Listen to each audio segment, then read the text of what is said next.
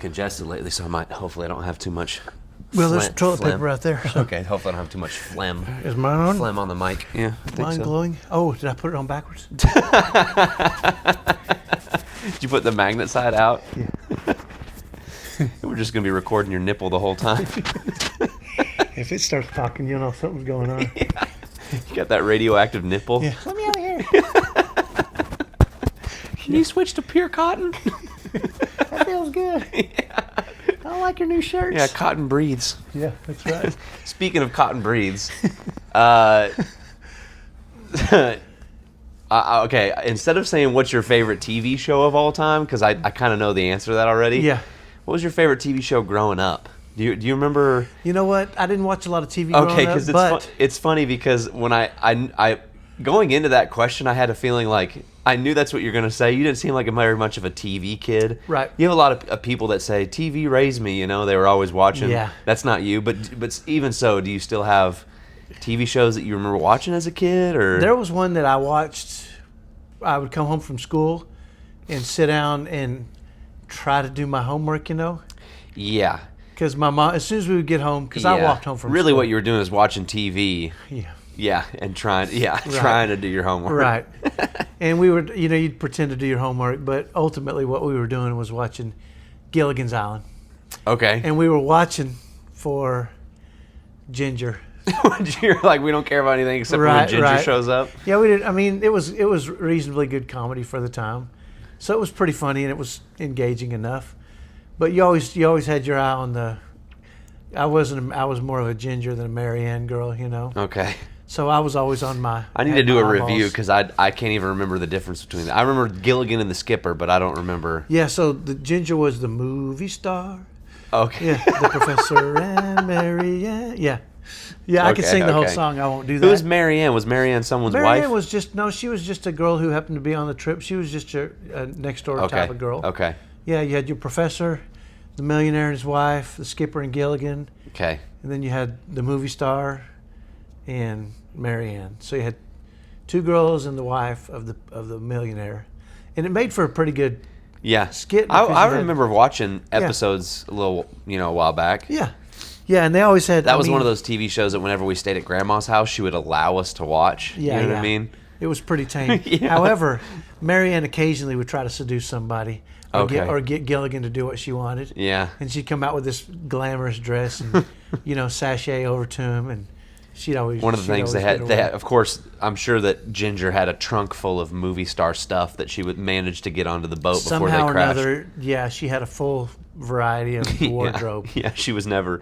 Gilligan had one red shirt and that's it. One red shirt and a hat and some pants. But Ginger had a whole wardrobe with her. Right, I think, most of them had pretty much a few outfits, but Ginger and the movie star, or the millionaire and his wife always had gear too. I think they brought big trunks with them. Gotcha. Because that's what millionaires do on these little charter boats out into the... Yeah. So, and the cool part was they would always have... They would always have somebody end up on the island. One time they had a Japanese that didn't know the war was over. Okay. By the way, go back and watch that one. Didn't age For well? a little bit of racism, yeah. Let me guess. Yeah. White dude doing Japanese guy? Or do you think it was an actual... So. Yeah. He was probably a white dude. I'd have to watch it Back again. then, they used to get Mexican dudes and be like, "You're Japanese," and he's like, "Okay." But there was a lot of, there was a lot of that. Yeah, of course there was, and lots of, "Oh no." Yeah.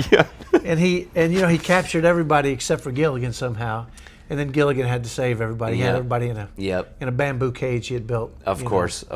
So, and he didn't realize the war was over. Okay.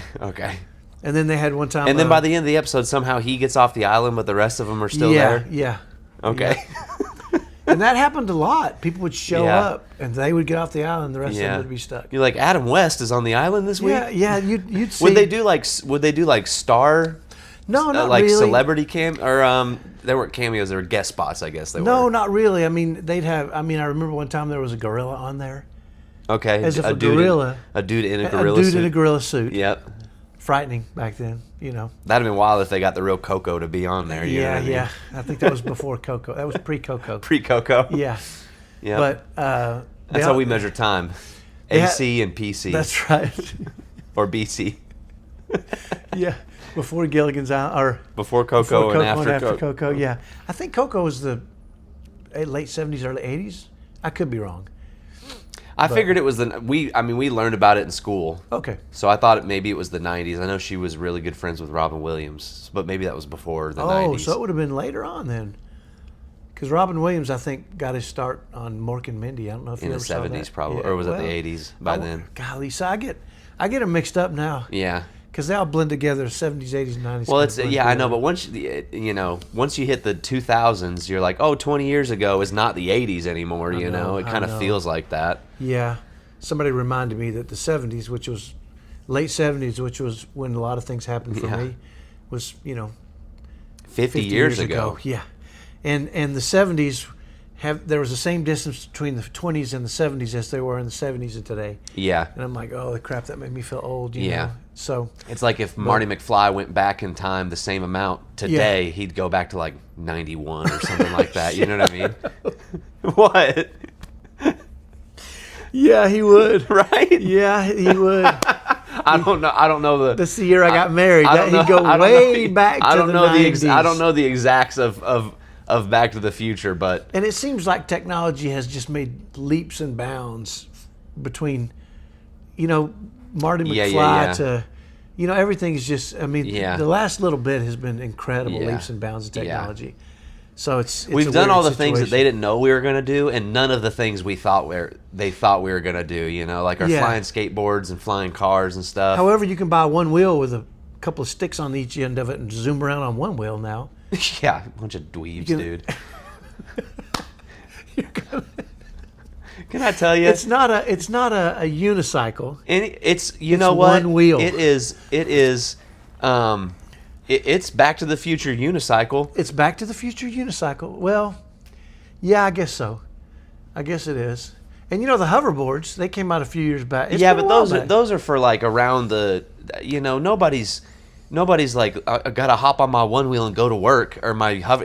People be riding those things down. People ride major roads to work. Yeah. And every time I see it, I'm like, yeah.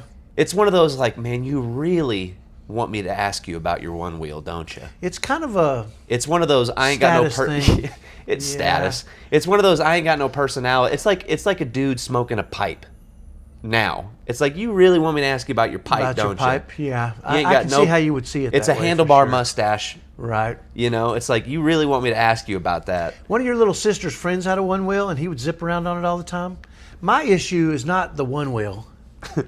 My issue is, I would never, unless I'm driving a race car, I would never want you guys to see me wearing a helmet. That's a Theoism right there, yeah. Well, it's true, though. Yeah. I'm not right. If I got to put a helmet on, and for a motorcycle is acceptable. Well, I used to ride a motorcycle, yeah. Back in my 20s, but then they passed a helmet law, and I gave it up. Because if you can't see me riding around my cool motorcycle, why do I want to ride it? Yeah. I'll just take the car, By the way. But I know that's a... No, you're going to laugh at this. Okay. We saw a guy pulling out of church on his brand new hog today. His Harley. Yeah. And he's one of those dudes where it's like, that just don't fit, man. Yeah. He had his shirt and tie and put on his little army helmet, Oh,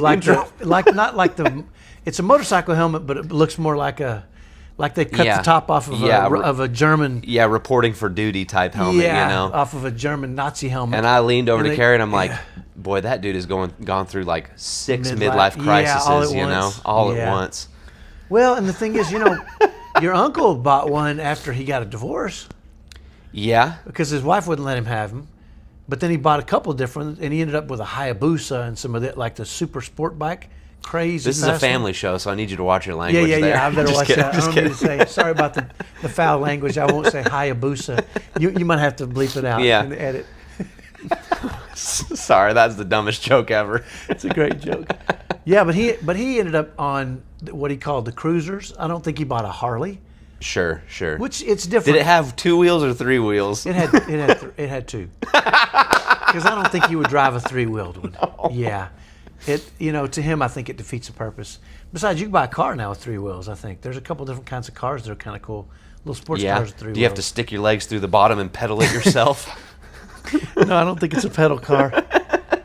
However, that should be technology they do invent, which is a pedal car that takes just your minimal pedaling and can ramp you up to 65 miles an hour or 60. something.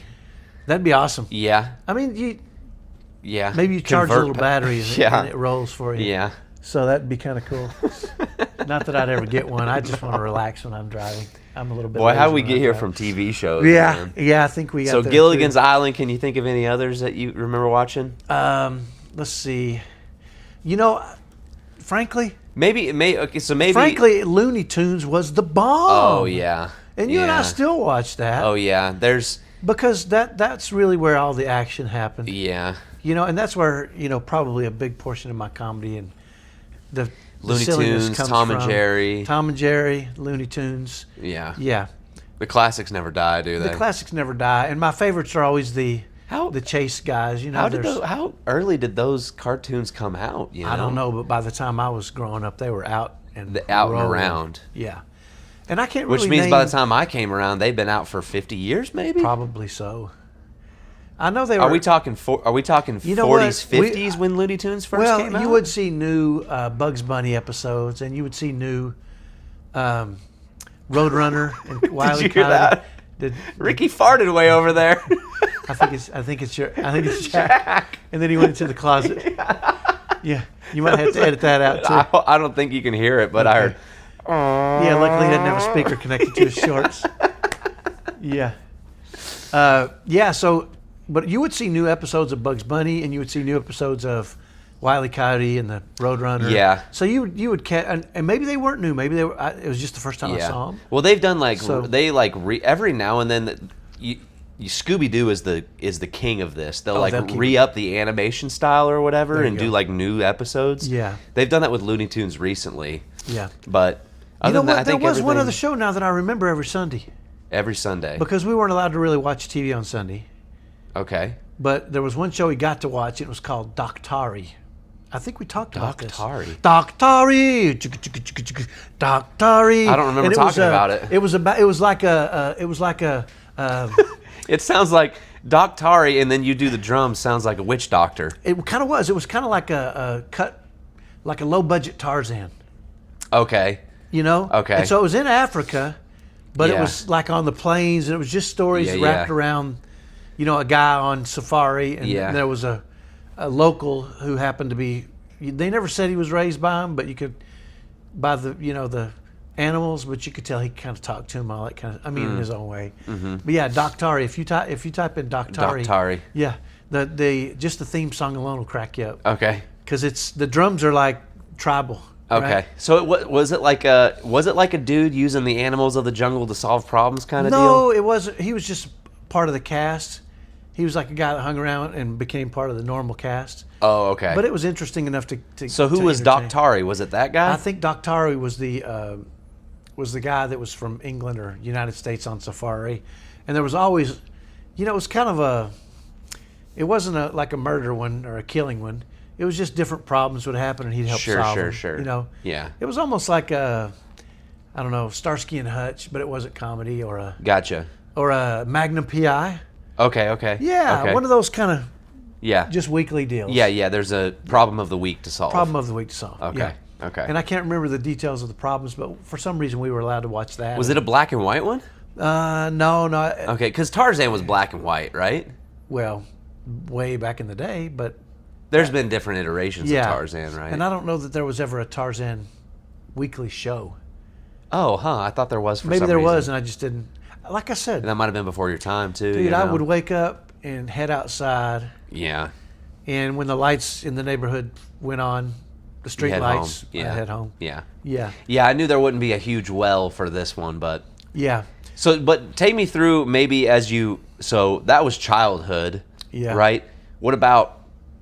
You may not have even had a TV in your bachelor pad, did you? I didn't have a TV. No. Okay. So when I moved out when I was 19, I'd been 19 for a week, and I moved out, and it was a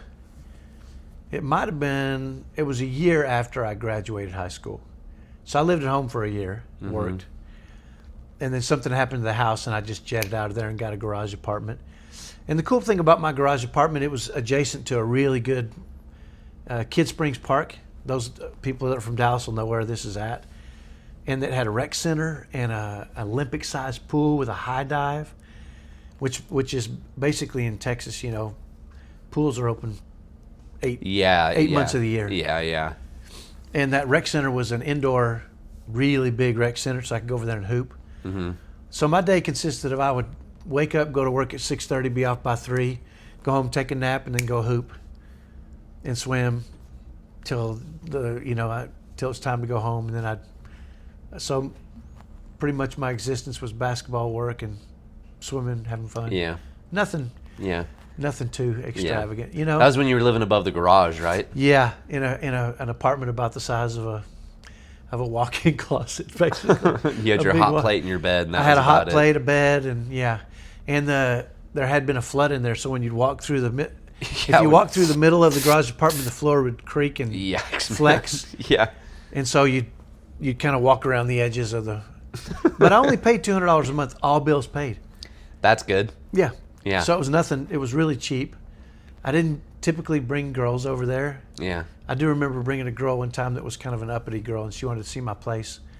So I took her there, and it didn't last much longer than that. She said she realized how white trash I was at that point, I think. Yeah. You said you want some Campbell's chicken noodle down your No, I never threw that on your hot plate. That was back in the day where I will tell you this, there was a McDonald's nearby. By the way, when I picture you cooking on a hot plate in your little apartment, that's all I picture you ever eating is cans of chicken noodle soup. That's the only thing you can make on a hot plate in my mind. I ate a lot. I did have a little mini fridge. Uh-huh. And I ate a ton of tuna. Yeah, because I was boxing at the time. Yeah. I ate tuna and mayonnaise. I'd mix up tuna and just eat tuna sandwiches, 2 or 3 a day. Mm-hmm. Because I worked downtown during the week, I was down there early. I just grabbed something down there, and then in the evenings, I don't even remember eating what I ate or how much I ate or anything. Yeah. There's a couple of years where there's not a lot of history of what in my mind, Yeah. However, that's when a lot of the craziness happened in my life. A lot of the crazy stories that happened in my life. But yeah, it was a great. I liked the apartment. It didn't bother me at all. Yeah. Yeah. Except for when the stairs to get up to it started dropping out, and I had to jump stairs to get up there. Yeah.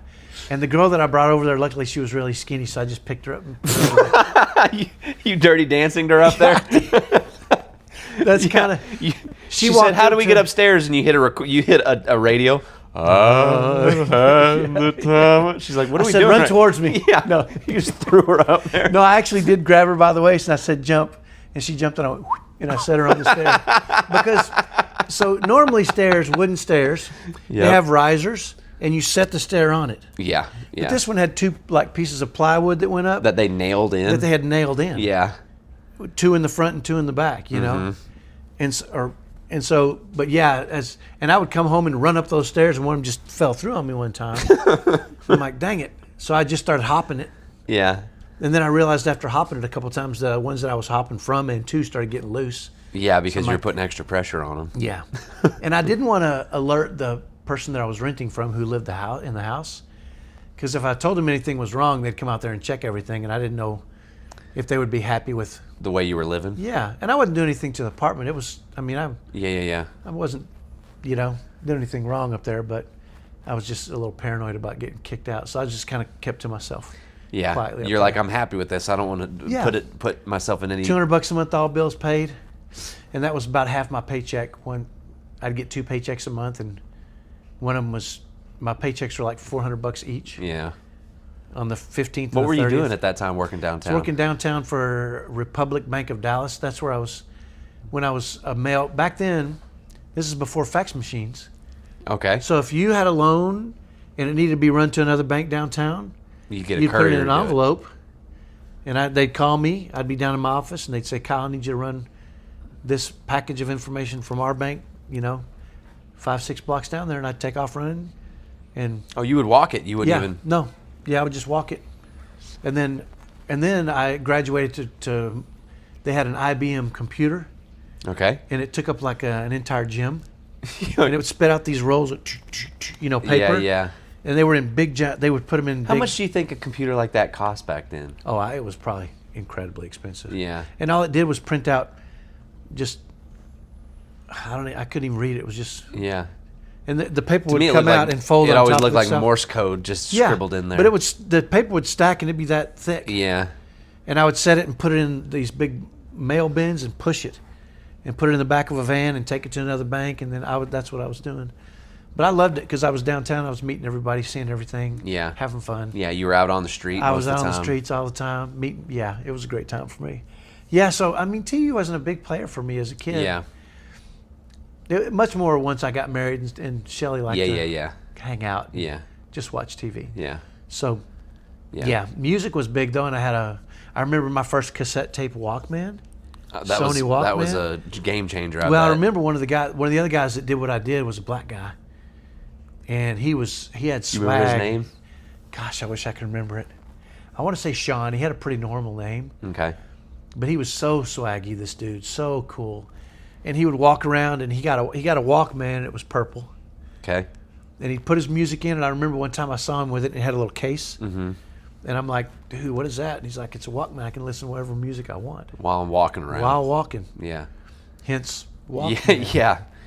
And he put the headphones on my head. If they were making a biopic about this, why do they call it a Walkman? Yeah. There would be Sean walking down the street, and he would be floating. It feels kind of like a Bohemian Rhapsody. Yeah. Oh my gosh, that's the Bohemian song. Rhapsody. I can't get no respect. Yeah. RESPECT. Well, that respect was before that. No, I'm making fun of those movies that just they just freaking volley it up for the dumbest freaking title. Right, You know what I mean? Yeah. They make it seem so dumb when they make those movies. But I remember Sean. I think he paid $100 for it, which was basically I know. By the way, how much did you pay for your very first thumb drive? Do you remember how? Oh yeah. It had. I remember because you brought home like a 2-pack of them. A 2-pack. Yeah. And I remember it was like I said, thumb drive. One of them had a blue body with a purple cap, and the other had a purple body with a blue cap. Yep. And if I remember right, they were 32 megs. Yeah, they were tiny. Megs. Yeah. And how much did that 2-pack of thumb drives cost? I want to say $59 or something. But it was, and that was, I had to save up. Yep. And you were like, I'm never going to run out of space on this thing. Right. Well, I was pretty smart. I knew Sean eventually would have to get the next good thing. Yeah. And he was always upgrading stuff. He was the kind of guy that was always doing that. Yeah. I think he had a side hustle going. I don't know what he was doing.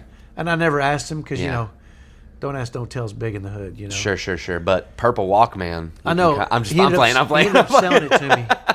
He ended up selling it to me for like $50. But remember, $50 was, I only got paid $400 every 2 weeks. So $50 was quarter paycheck. A big chunk of my paycheck. Yeah. Yeah. And I remember walking around with that thing on. And that's the first time I ever realized that Prince in Raspberry Beret, I had my headphones on and I was listening. The music was going back and forth, and I was like, "What? Something's happening to my stereo." What was going on? Yeah. And then I realized he had mixed it to go between the two, and it sounded like he would start singing over here, and it would end up over here, and I was like, "That's the awesomest thing I've ever." Yeah. That's cool. So Raspberry Beret holds a special place in my heart. I'm trying to remember if I can. You're okay. I can remember the first song that did that to me too. What was it? It was an NSYNC song. Oh yeah, there you have it. Was it bye? No, it was. I can't. Dang, I feel bad that I can't remember what the name of the song is. It's "See Right Through You." Boom, boom, oh yeah, yeah. But I remember it was that moment. Somebody will know. "See Right Through You," and I was like, "What?" I started seeing. That's a new experience. It was like hitting hyperdrive in Star Wars. Whoa! Right. And that's what happened to me. Yeah. Because I got on an elevator in downtown Dallas when it was and the elevator closed, so there was no sound. Yeah. And I just focused on the song, and it was like boom, boom, boom, and I'm like, oh, You're like, the future is now. Yeah, Prince is the greatest artist ever. Yeah. Because he figured out how to do that. Now, people have probably been doing it before. Yeah. So, but it was because I think stereo especially has always had left and right, so you can tilt it one way but or the other. I didn't know that. Yeah, who knows? Yeah, who would have known? Yeah, because I grew up in a generation where you throw the big stereo system on your shoulder. And that was your first Walkman, but it was like this giant. Yeah. You know, and also the cool thing about the Walkman was it was cassette tapes, which you could go home and be listening to the radio and just hit play when the song came on when you wanted. So you didn't have to buy the cassette. You could create your own mixtapes. Yep. Mixtapes. Yeah. I remember one time. I'm so excited. The word mixtape reminds me of in that rinky-dink garage apartment. Yeah. Well, so here's the connotation that you hear when you hear mixtapes is in the movies and everything, you make a mixtape for a girl that you're madly in love with. Yeah. Right? And you put all of the jams on there that you are like, if only she could hear these songs and she would think of me while she's listening to these songs. That's the origin of the mixtape. Yeah. Now, but I never had that idea. I just like to listen to what I like to listen to. And since I was working downtown and walking around, I always had my Walkman on, you know. Yeah. And I remember one time, though, I dated a girl in high school, and we broke up after high school because she was a little bit younger. And then after I got that apartment, she showed up one day. Okay. Or I saw her somewhere, and she knew I was living there, and she asked me if she could come out and visit me. And she came over one day. Yeah. And I was listening. Said, "How'd you get up the stairs?" She said. Yeah. Just kidding. I made them work for it. No. She ended up coming in and hanging out with me. Mm-hmm. And then she left, and I saw her, and then she just disappeared. And I didn't have a phone, by the way. Of course, yeah. Not in that place. Of course you did. No cell phone, no phone. No landline. If you wanted to contact me, you called me at my parents' house and they hunted me down. Or I mean, I was just in the wind. Yeah, you sent up smoke signals to get a hold of you. I was like Jack Reacher. You know? yeah, of course. Yeah. You had to send up hot plate smoke signals to get a hold of me. People would either come to my house and leave a note, or the apartment and leave a note, or they would head over to. They knew people knew me. Yeah, or go to Kit Springs, right? Yeah. Either at the pool or, and so she came over, and I can't remember what I was doing. I think I was just relaxing or something, and she came in and chatted with me for half an hour, and then she disappeared, and she was in the wind, and I thought that went pretty well, and I thought she'd be interested in coming back, and she was in the wind, right? And I'm like, oh. So I guess she kind of ghosted me, so to speak, you know. Uh-huh. And then 2 or 3 years later, I saw her again. She saw how you were living and said, "Never mind." No, she knew from the beginning how white trash I was. So it wasn't a surprise to her. Yeah. And I saw her a couple years later, and she saw me, and she said, "You know, last time we talked, I was at your place," and I said, "I thought that went pretty well. I was kind of surprised you disappeared, but I wasn't the kind to chase anybody." Sure. And she said, "Yeah, I wasn't real excited about the mixtape you made for me. I thought you were trying to finagle your way back into my life." And I said, "What mixtape are you talking about?" She said, "That mixtape with all the, music that was playing in the background." I said, "I didn't put that crap on for you." That was just mine. That's my music. I liked. Like you brought her in and said, "Yeah, like I'm gonna put on a mixtape, and she hears the music, it's gonna remind her of our, past relationship or something." Yeah. And I was like, "No." Oh my gosh. That wasn't it at all. And she just started laughing so hard. She said, "I thought you were trying to seduce me." No, she said, "I thought you made that for somebody else. But then when I came over, you already had it made, so you just popped it on for me, thinking it would work on me." You're like, "I am making mixtapes for nobody but myself." I said, I have never made a mixtape for anybody except for me. And if it was love songs, it's because I liked them. Yep. And I do. I like those kind of songs too. Yep. It doesn't have to be. Yep. That stuff doesn't have to be involved for me to like that kind of music. Yeah. But yeah, so it turns out she thought I made it for some other girl, and then put it on for her because she came over without really letting me know ahead of time. And I wouldn't have had time to create that mixtape. That's so funny. Now, had she thought it was a mixtape specifically for her, maybe it would have changed the way she viewed the whole situation. I don't know. Who knows, man? It all works out. That's so funny though. She thought you had a. She thought I had another girl over there that I made a mixtape for. Yeah. She's like, trying to double down on her. You had a future sex love sounds mixtape going. But it wouldn't have been that. It was probably. I'm trying to think who it would have been. It could have been some early Prince. It could have been some Rick James. Mm-hmm. I'm sure there was Bee Gees on it. Yep. Just the late 70s, early 80s stuff. Yeah. which that's funny, man. A lot of soul music. Yeah. Yeah. You know, so a lot of that kind of stuff is what I listen to. Because I'm just picturing in the stupid movies where the dude brings the girl over and he goes over to his ginormous stereo and he puts it on. He's like, "This will work." You know what I mean? Yeah, that's what she thought. The funny thing is I didn't know she was coming over. She just knocked, and I'm like, "How you doing?" And she came in, and it was already playing. Yeah. So I'm like, she was making some jumps. She was making some leaps. Yeah. She didn't think that through very well. Well, yeah, but I mean, that just goes to show how much she wanted it to be something. You know what I mean? Like, probably, right? I don't really know. It don't matter too much. She was a different class of human than I was. She was from the rich side of the area. Yeah. And I don't know if she... Just a small town girl living in a lonely one. Just kidding. Yeah. No, I don't know about that. She was also the one she was my high school sweetheart. So, yeah. So, but there are some songs, and it's interesting you say that because there are songs that remind me of different events in my life. Yeah. And people in my life. Yeah, yeah. And sometimes when I hear them, I'm like, oh, I wonder what that person is up to. Yeah.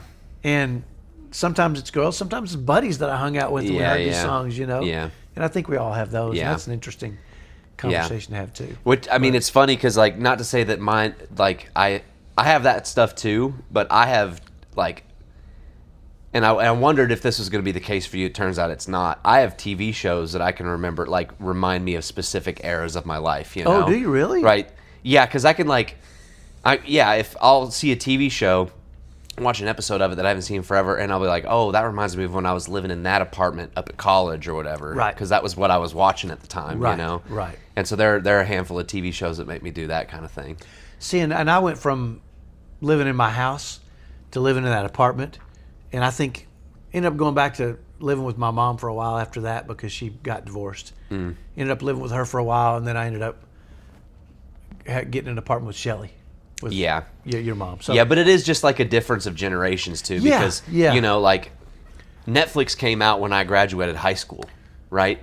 Yeah. So, you know, my freshman year in college, right? You could kind of watch what you wanted to watch. Yeah. Point. And you know, we're a fairly conservative household, so there were certain TV shows that we just didn't. We're like, hey, we're not going to watch that kind of thing. We never had cable. We never had any of that stuff. So I mean, when I go to college and I kind of have carte blanche to watch whatever I want for the first time, you know? There you go. And then I find a TV show that makes me laugh my head off, and I know Mom wouldn't have loved having this on the TV deal, you know? Sure. And so, like, for example, the one that I'm thinking of specifically is a show called Workaholics that I discovered my freshman year in college. You told me about that a little bit. Yeah, it's about three doofuses who work at a call center. Yeah. And it's just them trying to figure out how to get out of working. Right. You know?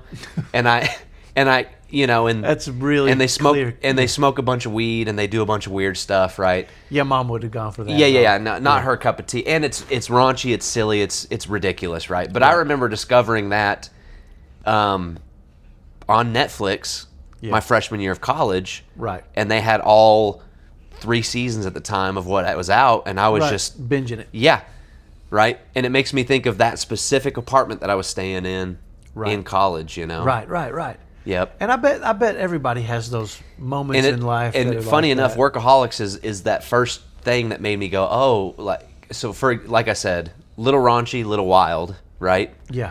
And there's an episode of Workaholics, you'll think this is funny, where they meet this really cool dude at a club. Okay. Right? And they become really good friends with him. Right.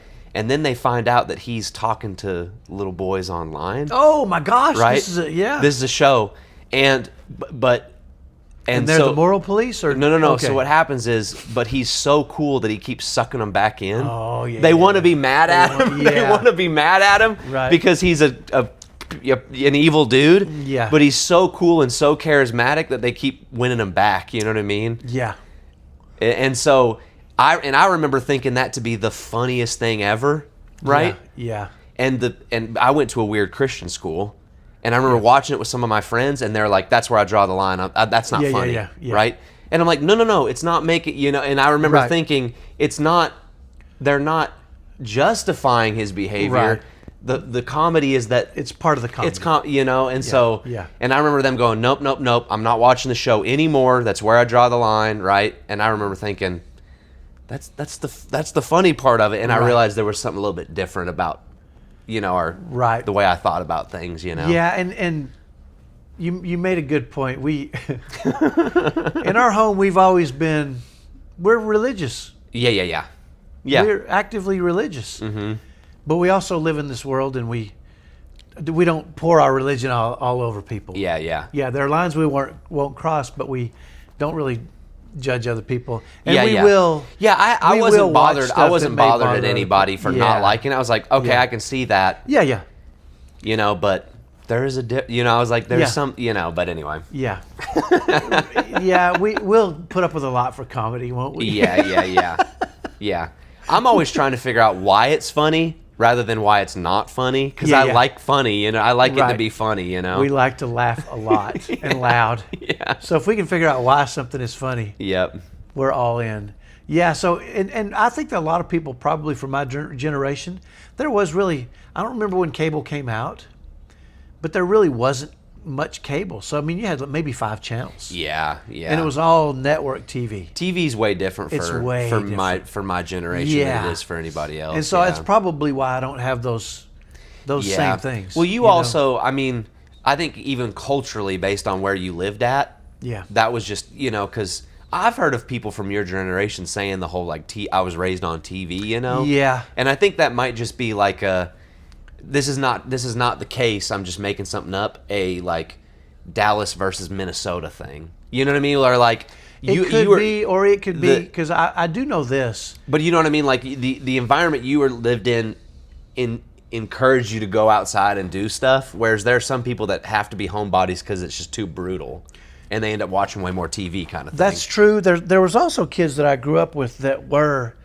they'd go home. Yeah. And they didn't come back out. They went to school and back, and they were afraid of their atmosphere. So it's just different kids. I think that's what it is. Because I'm sure I could find plenty of kids that I grew up with, and I could probably name a couple of them, that went home and stayed home.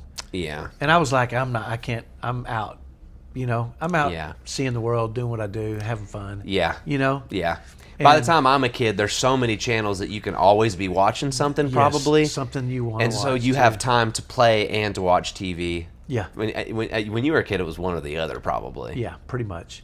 Yeah, and the 3 channels that starting at 5 o'clock all went to news. Yeah. I remember that. So you're like, I'm not watching stupid news. I remember even on PBS watching Arthur and that stuff. At a certain point, it'd be like, and now for the nightly news, and you're like, fun's over. Hey, what a wonderful time. That's Arthur. I think Arthur. It totally is. Yeah. And the reason I know that is because you watched it. You and yeah. That and one of the kids watched Caillou and the purple dinosaur and some I mean, stuff. when you're real little, yeah. But that was the symptom of not having cable. You know what I mean? Yeah. Which, talk about a show of the childhood. Did you guys have cable? I don't remember when we got we cable. didn't. We didn't. Okay. But, I mean, you can't talk about the shows of my childhood without talking about SpongeBob. Were you still a child when that came out? Yep. Okay, you were little enough. That didn't come on. We didn't have cable. That was a Nickelodeon show. And we would go buy the CDs. I remember the night we did, I think we were out visiting Grandma Sherry. Yeah. And it was that time that you were borrowing that big truck from him. That big white truck. Oh, yeah. That had the Dodge. Yep. Yeah. And I remember driving back, and on the way, things are so spread out that on the way back, you're like, we got to stop at a Walmart, Maybe there was a cell phone at that time. You're like, hey, while we're out, it takes forever to get to Walmart anyway. What do you need me to stop and get? Yeah. And so, of course, when you got the kids with you, got to buy them a piece of candy or whatever. Right. So this was the very earliest days of the $5 DVD bucket. Right. At Walmart. Right. And I don't know if it was $5, but I remember it was right when the SpongeBob movie came out. And they had a 2-pack of the SpongeBob movie with like the first 15 episodes. Gotcha. Together, right? And we went home and watched it, and our lives changed forever, dude. Yeah. You talk about that. I with Eric. Yeah. I used to buy DVDs, not based on what it was or how good it was or what the cartoon was, but how many hours it would take him to watch it. Because I wanted him to be busy watching it. Yeah, because there's a little thing that says it has a runtime at the bottom of it. Yes, and I had a $1 per hour ratio I would look up. And I could tell you at the drop of a hat how many minutes 300 minutes were. I could be like, you know, 5 hours. Yep. You know what I'm saying? You're like 5 hours for $9. I mean, it's in. Yep. You know, yeah. Yep. And whether he liked it or not, I didn't really care. It was a cartoon. He would watch it once at least. He would watch it once. Yeah. That's so funny. And so I would. That was my ratio. And I remember when they started selling entire seasons, not just seasons, but the entire, catalog. Yeah. Ben 10. I remember when the catalog of that came out. Oh yeah. And it was hours and hours and hours of Ben 10. Yeah. And I'm but like, as a kid, that's how I consume most of my TV, especially in my like 10, 11, 12 going into teenagers, Right. That's how I consume most of my television was with DVDs of SpongeBob, Justice League, especially because, like you said, you would buy for Eric to keep him busy. Right. And so we ended up watching a lot of what he watched, which is a lot of superheroes, a lot of that kind of stuff, know? Yeah. I remember when we found the first season of Beast Wars on DVD. Oh, yeah. Right, because that was one we would watch on Saturday morning. But we had that, I think, on a VHS even, didn't we? When I was a kid, we had a VHS that had the first 3 episodes of season 2 on it. And if I'm not mistaken, you might have gotten that when you bought a Beast Wars character. You know what? It might have come in a package with it. It sure did, with a VHS. Boy, they used to do it better back then, didn't they? You bought a character. You bought the action figure. Yeah. And if you paid $3 or $4 more, you could get the one that had the VHS in it. Right. And every Saturday morning, your little brother would pop in that. Yep. And well, he didn't do it by the time until because that VHS went by the wayside. Who knows where it went?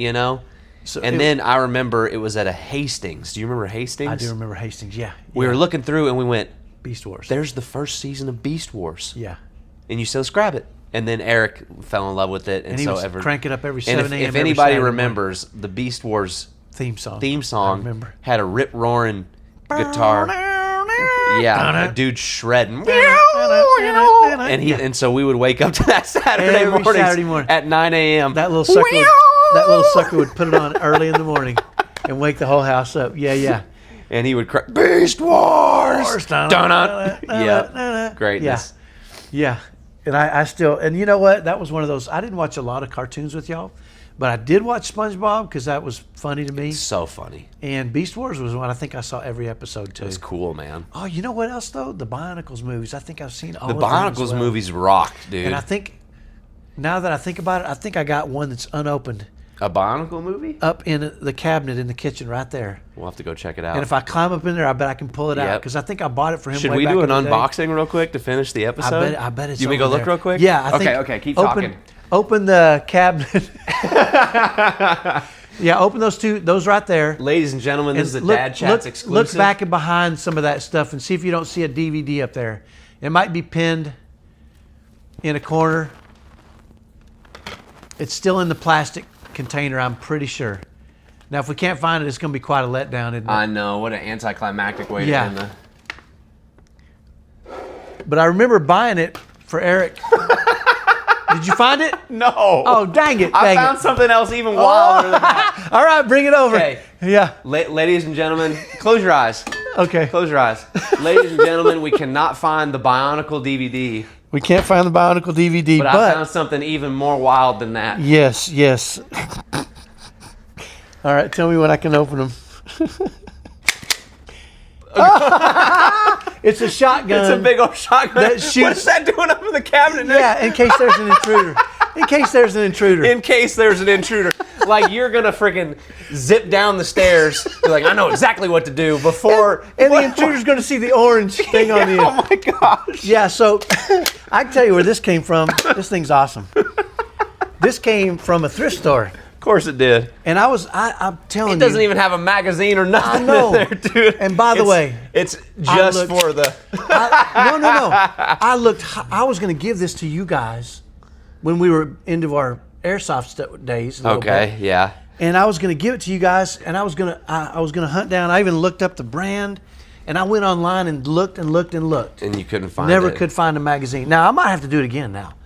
It might be easier to find it nowadays. Because it's a little sawed-off shotgun. Airsoft gun, yeah. Hey. Yeah. Don't ever look down the barrel of a gun. Is that a trick question? Yeah. I bet you if All I right, look a little man. more deeply, I can find That's it. I'll try to crazy. find All it. right. Well, Yep, there hopefully you that go. wasn't the letdown. That was something completely different. What That's a better. wild, That's what a better. wild episode, man. We got somewhere wild. Went all different directions. So, All right. Well, thanks for chatting with me. all right. See you next time. See you.